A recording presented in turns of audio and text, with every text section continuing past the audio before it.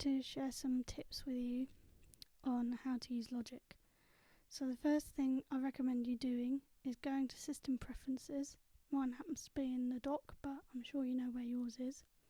And clicking on Sound and checking that you have everything is selected for your audio interface or your mixer. When you go to Logic, when you click New, let's just close that project and not save it. When you go to Logic, you'll see a screen like this. You can click Create Put, there we go. And if I click the red button and the I button, so the red button is Record Arm, the I is for Input Monitoring. Now if I was having a problem with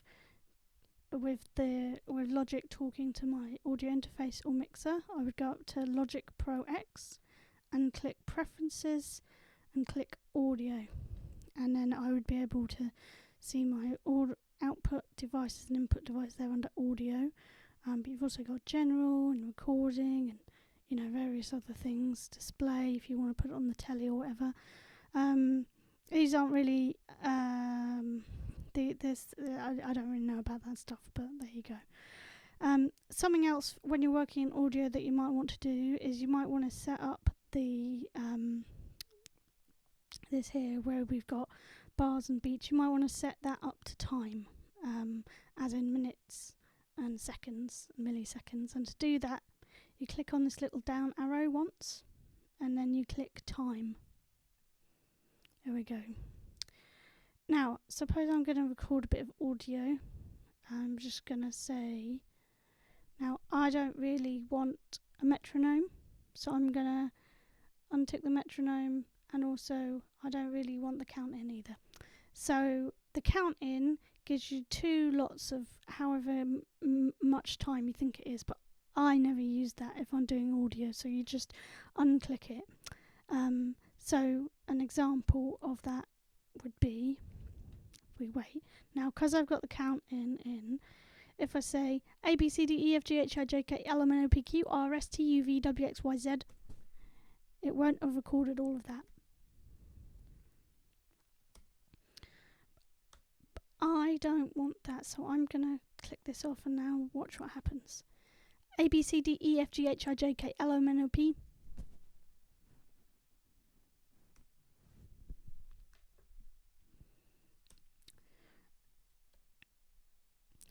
Now this area of the screen is where most of the stuff that happens. Now at the moment we've got audio 1. If I double click it, I can name it something better like track 1 Vox. There we go. And you see that is also here as well. Now this is for effects and EQ and stuff like that. So this is specific to this track, but the one next to it, this is for everything. This is your master. So if you wanted to apply an effect to everything you're outputting, you could put it here. But if you just want to apply to this one track, then you can just apply it to this one. I'll show you, if I click this plus button, I can get another track. Let's just have an audio again. Now we've got audio 2. Now if I click on audio 2, you can see that it goes grey. Now I'm clicking on 1, and then I'm clicking on 2. And then this is the strip for it, and they call it the channel strip, I think. So this is the specific effects for audio 2, not audio 1. Well, it says audio 2 at the top. If I click on, I've now altered the name to track 1 Vox. See, and now it says that at the top, and so I'm able to edit those things. Okay, so then you've got your, this is like your measure of time.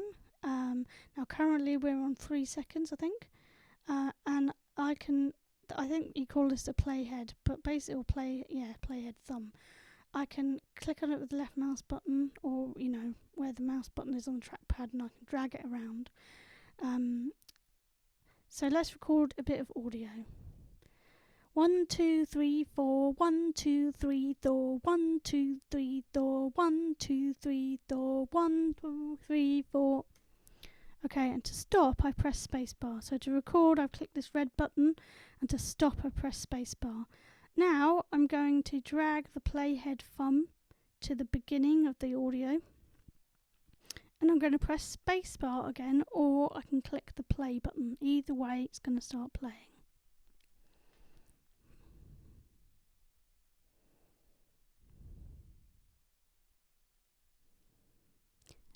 And then I'm going to press spacebar to stop. Now, you'll have heard that number 2 in that last pass was not very clear. So I'm going to cut that out. So what I'm going to do is I'm going to zoom in. So I'm going to move the playhead to around where the 2 is that I want to cut out. So I'm just going to drag it, and then I'm going to pinch on the keyboard to zoom in. So however you normally zoom in, you can do that, and you can zoom in pretty far. That is probably enough, and then I can move with 2 fingers on the trackpad back and forth across the track. So I'm going to guess that it's probably around here maybe, and I'm going to press spacebar to play.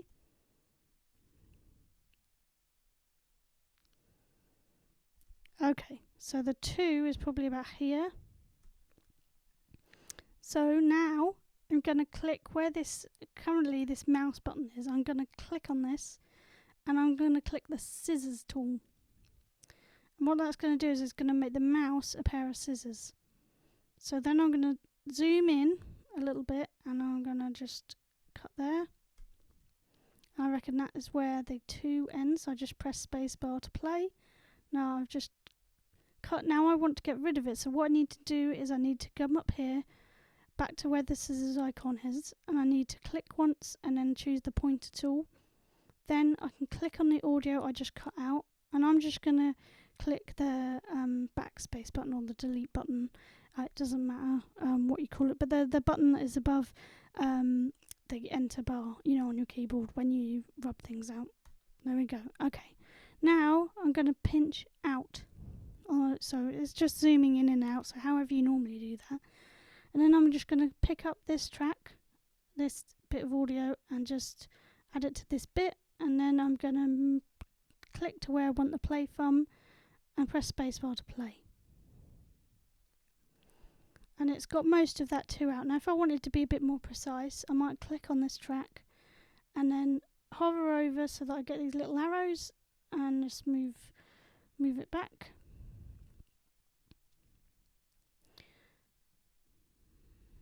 Now there's a bit of a click, and if I was going to do this properly I'd add a wild track, but probably you've got the idea of how you can cut things out.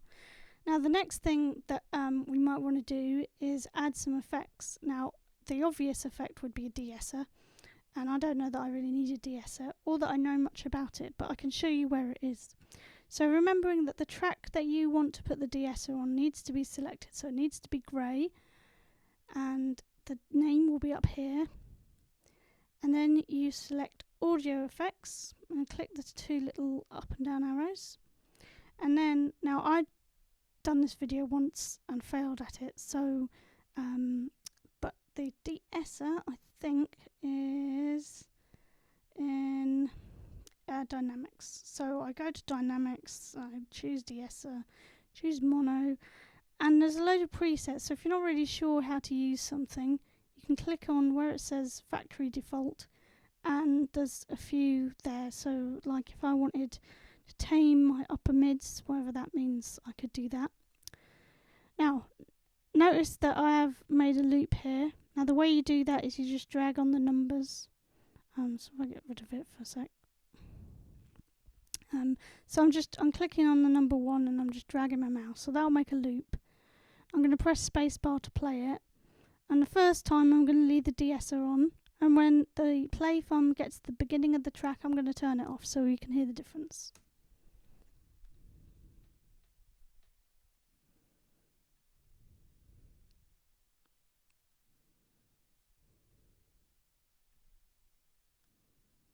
Okay, so there we go, we've got our de-esser. I have no idea if that sounds better or not. But suppose I want to add something I can have a bit of fun with. So let's the other thing I could do that you might want to do that's maybe not as fun, but you can add EQ. To do that, click under there. See, if I put my cursor just under the de-esser there, it changes colour slightly. Click that, and then I want to add EQ, so I'm going to click on EQ. We've got various ones to pick from, but I'm quite happy with the channel EQ. And the nice thing about the channel EQ is that it gives you a visual.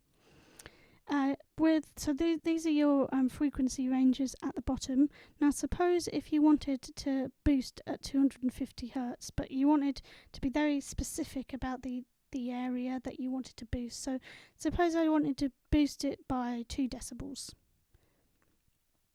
So all I've done is I've clicked and dragged, but I could double click and then I could say 2 decibels. Now if I want to be specific, now at the moment this is like look, it's not that specific. If I wanted to be more specific, I can click on this bottom number. I don't really know how to type something in for that, but I can also just drag if I want it to be wider or more precise, like that. There we go. So that's how you use the EQ, and again you've got this on-off button, so you can try it with and without. Another effect that you might enjoy using, so again I've just clicked on the grey area there, is delay. Personally I like the tape delay. So now I'm going to press spacebar and you'll hear it with delay.